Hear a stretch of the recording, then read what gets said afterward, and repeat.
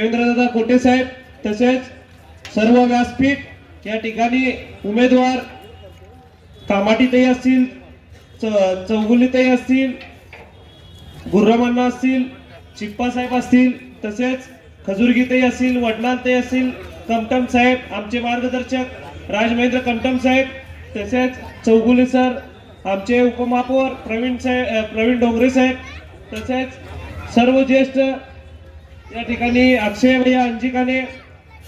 आज तुम्हाला माहिती आहे आमदार साहेब या ठिकाणी अतिशय चांगलं काम या ठिकाणी सोलापूर शहरासाठी करत आहेत. आपल्याला माहिती आहे की एक वर्षाच्या आत ते 150 ते 200 कोटीचा निधी आपल्या सोलापूर शहरासाठी ते आणलेले आहेत. वयाच्या 34व्या वर्षी ते अतिशय भरघोस मताने या ठिकाणी निवडून आले व आपल्या सोलापूर शहरासाठी काय ना काय केलं पाहिजे यासाठी ते आपल्याला या भागामध्ये 150 ते 200 कोटीचे जवळपास रस्ते असतील, अजून विकास कामं बघितले तर विमान सेवा असेल, IT क्षेत्र, IT जे आपले मुलं शिकलेले आहेत ते बाहेर गावी जाऊ नये म्हणून त्यांना IT कंपनी या ठिकाणी आणलेले आहेत. पाण्याची पाईपलाईन आपल्याला माहिती आहे की 5 ते 7 दिवसाआड आपल्याला या ठिकाणी पाणी येते. त्यांचा एक मानस आहे की आपल्या सोलापूर शहराला रोज पाणी पुरवठा मिळाला पाहिजे. काल मुख्यमंत्री साहेबांच्या समोर ते अतिशय चांगल्या पद्धतीने या ठिकाणी बोलले की मी जोपर्यंत सोलापूर शहराला आपल्याला या ठिकाणी पाणी पुरवठा 1 दिवसाआड होत नाही तोपर्यंत मी फेटा घालणार नाही. आज खरंच आमदार साहेबांचं कौतुक करेल तेवढं कमी आहे. असे आमदार, काम करणारे आमदार खूप आपल्याला कमी लागतात आणि आमदार साहेबांचं या ठिकाणी वेळोवेळी सर्व युवक आमचे या ठिकाणी युवक असलेले आमचे दाते महाराज असतील, सुनील अण्णा साळुंके साहेब असतील, परत एकनाथजी अरुणांना साळुंके साहेब असतील,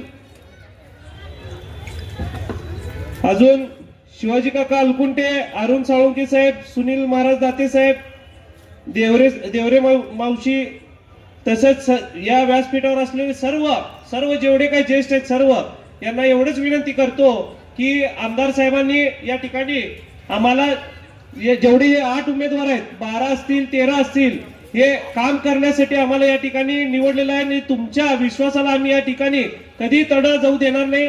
तुमच्या विश्वासाला या ठिकाणी पात्र राहू.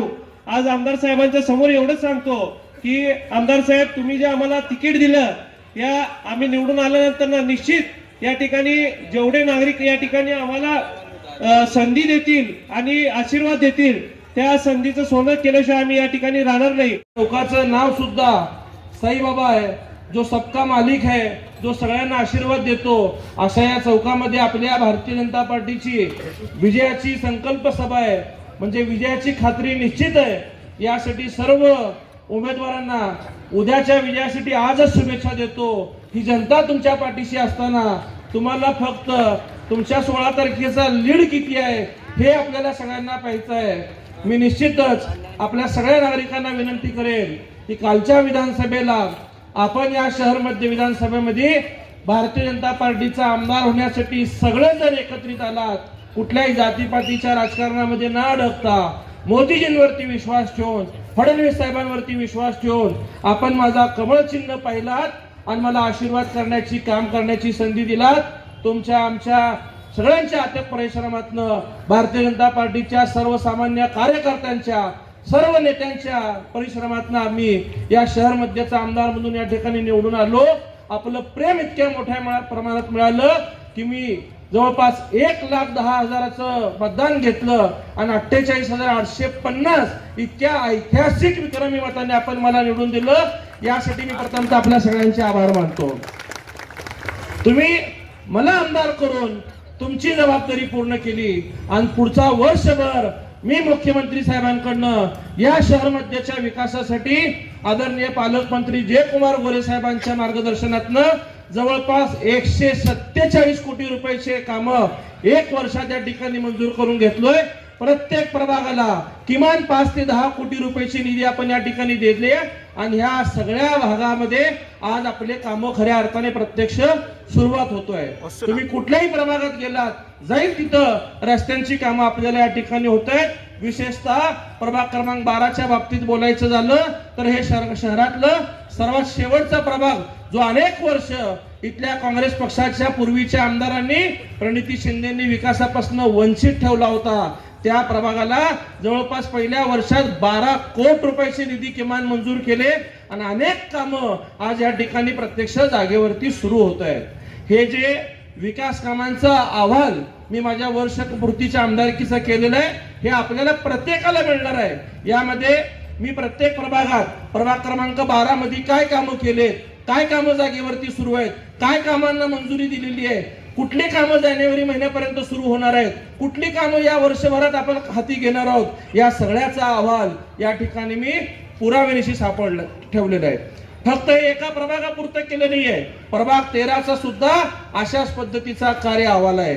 शहर मध्यमध्ये येणाऱ्या प्रत्येक प्रभागाचा अहवाल तयार करून घेऊन ते जनतेपर्यंत देऊन केलेल्या कामाच्या जोरावरती स्वतःचा रिपोर्ट कार्ड नागरिकांच्या हातामध्ये देऊन मी केलेल्या कामाचा आरसा आपल्यापर्यंत ठेवून मी या ठिकाणी मतदान मागतोय.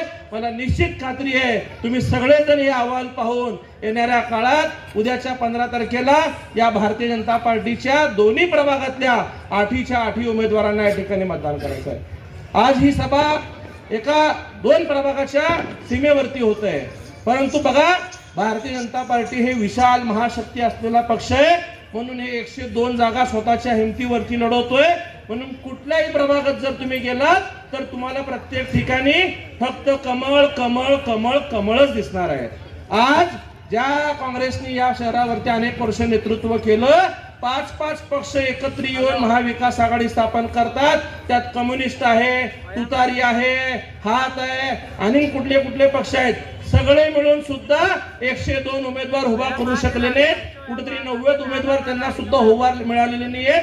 कोणाला जर चुकून त्यांना मतदान करावं असं वाटलं तर मतदान केंद्रावरती गेल्यानंतर ना प्रत्येकाचे चिन्ह वेगळे वेगळे आहेत. आणि अशा सीमा भागावरती राहणाऱ्या लोकांना तर मी 12चा मतदार आहे तर मी 13चा मतदार आहे, तर प्रत्येक ठिकाणी ह्यांचे आघाडी वेगळे, ह्यांचे मित्र वेगळे, ह्यांचे शत्रू वेगळे आहेत. परंतु एकमेव भाजप हा पक्ष मोदीजींच्या नेतृत्वात, देवेंद्र फडणवीस साहेबांच्या नेतृत्वात फक्त कमळ कमळ या चिन्हावरती सामोरं जातोय. कारण समोर बसलेल्या या माता भगिनींच्या लाडक्या बहिणींचा आशीर्वाद भाजपाच्या पाठीशी आहे. मला निश्चितच विश्वास आहे की ही लाडकी बहीण योजना ज्यावेळेस देवेंद्र फडणवीस साहेबांनी जाहीर केली त्यावेळेस याच काँग्रेसच्या प्रणिती शिंदेंनी आरोप केला की ही निवडणुकीची फसवी योजना आहे, रक्षाबंधनच्या पूर्वी पैसे येणार नाहीत किंवा आमदारकीची निवडणूक झाल्यानंतर ही योजना बंद होईल. पण आज आपल्याला अभिमान वाटला पाहिजे, 1.5 वर्ष झाल्यानंतर सुद्धा ही योजना चालू आहे. आज अनेक प्रभागामध्ये शिवसेनेसारखा पक्ष सुद्धा निवडणुकीला सामोरं जात आहे. मला वाटतं या प्रभाग क्रमांक 12ला पण आहेत, या प्रभाग क्रमांक 13 मध्ये सुद्धा आहेत. परंतु त्यांचे लोक सांगतात की लाडकी योजना आणखीन कुठल्या तरी भावाने सुरू केली आहे, हा त्यांचा गोड गैरसमज आहे. मी तुम्हाला जबाबदारीने सांगेन की भारतीय जनता पार्टीचे मध्य प्रदेशचे मुख्यमंत्री शिवराज सिंग चौहान साहेब यांनी पहिल्यांदा ही योजना चालू केली आणि त्यांच्या माध्यमातून माननीय पंतप्रधान नरेंद्र मोदी साहेबांनी सांगितलं की ज्या ज्या ठिकाणी भाजप सरकार सत्तेत आहे त्या त्या ठिकाणी तुम्ही ही योजना चालू करा. आणि म्हणून देवेंद्र फडणवीस साहेबांनी ही योजना त्या ठिकाणी सुरू झाली.